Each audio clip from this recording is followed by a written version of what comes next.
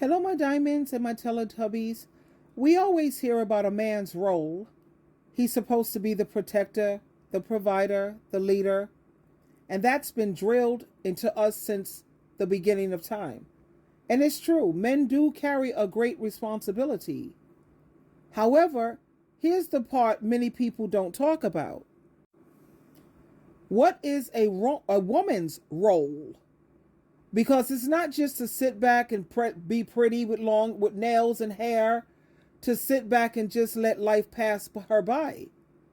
But it's definitely, it's definitely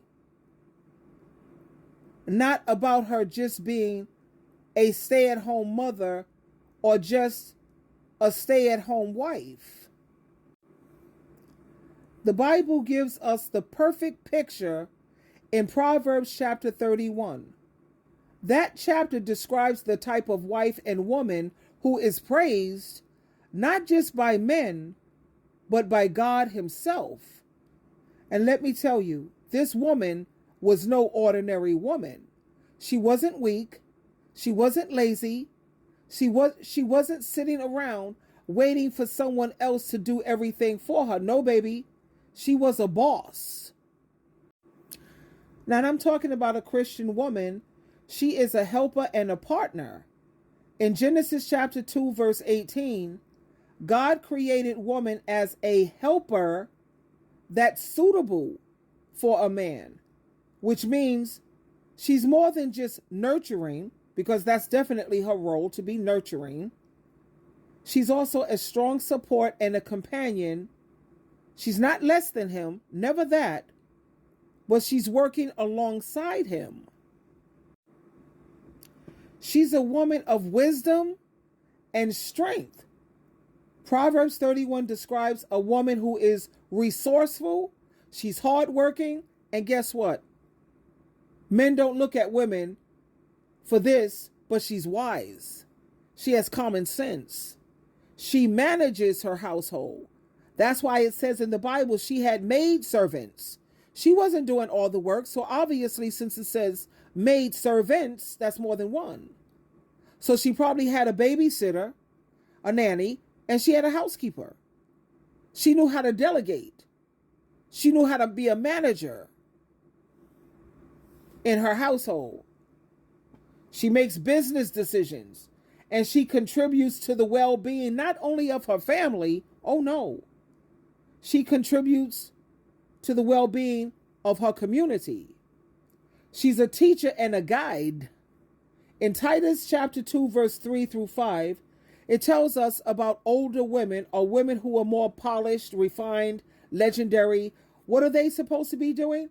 They're supposed to be encouraging and teaching and being a guide to the younger women, showing them how to have self-control and live a life of righteousness and godliness. Not sitting up here on social media, pop locking and dropping and twerking, and look at my nails looking like claws. No, you're supposed to be setting a fine example for the younger generation. What else is her role? She's supposed to be a spiritual influence, not a religious. Oh no, we don't want those modern day Pharisees. No, never that. Religious folks, stay away from them, by the way. She's spiritual. Let's think about the women in the Bible like Esther, Deborah, and Mary. They showed courage, baby. They had faith and leadership in ways that influenced not just their household, but they influenced whole nations and generations. Look at these women on social media. Would you say that these are women who deserve to even be with a partner? Would you say that these are women who are fine examples for the next generation? A lot of these women have children now. And when you have children and you become a wife, you have to tone all of that cleavage showing. You can see everything but your nipples. Your clothes are way too tight. Your pants, we can see your camel toe. No, sweetheart. You are way out of line. But yet you want a man who's going to be a protector, a provider, and a leader. Are we serious right now?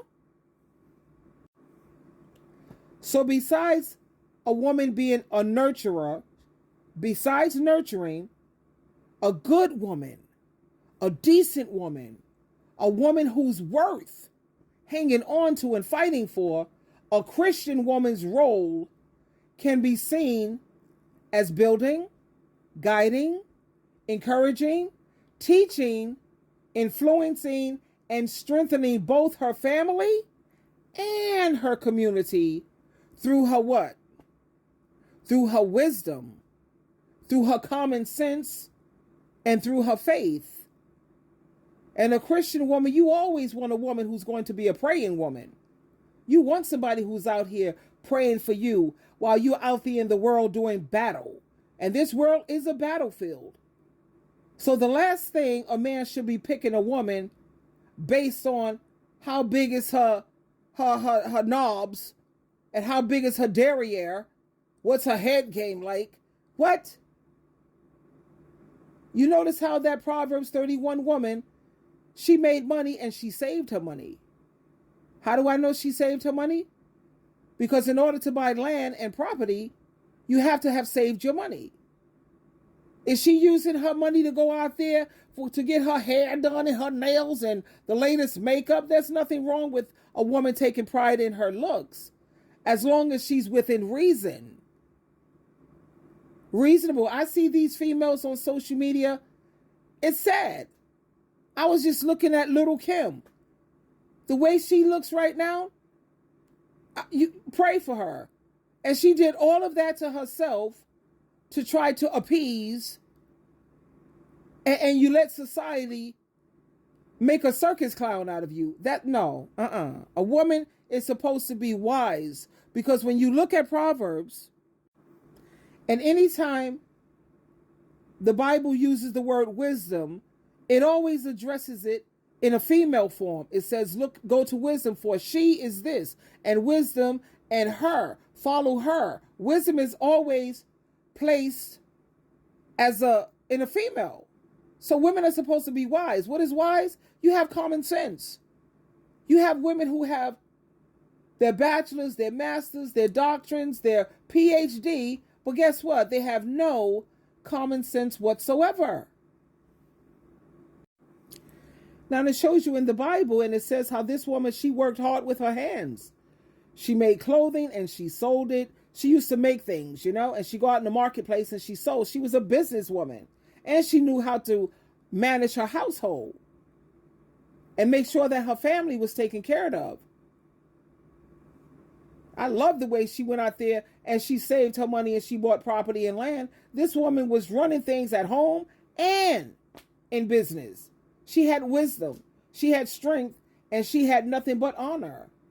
So when we ask what is a woman's role, the answer is this. A woman is a builder. A woman is a manager. A woman is a planner. And she knows how to protect her household. A woman is someone who takes blessings God gives her and she multiplies them. And let's be real. This isn't just for married women. This message is for every young girl, every teenager, every single woman, and every wife. A woman's role is about character, her work ethic, her wisdom, and her strength. The Proverbs 31 woman proves that you can be spiritual and strong, kind and courageous, nurturing and powerful all at the same time. So yes, a man, he's called to be a protector, leader, and provider, but a woman is called to be the backbone, the balance, have balance, brilliance behind her home and her community. If men are protectors, then women are builders. If men are providers, then women are the multipliers. If men are the leaders, then women are the ones who's a visionary, who helps that leadership to grow. And when men and women work together and work in their roles, you can't help but be successful, because then you have God's blessing working with you. And more importantly than anything, a man should always pick a woman who's a praying woman. She's don't just believe in God, she's God-fearing. She knows the consequences behind her not being in her femininity. Twinkle, twinkle, twinkle.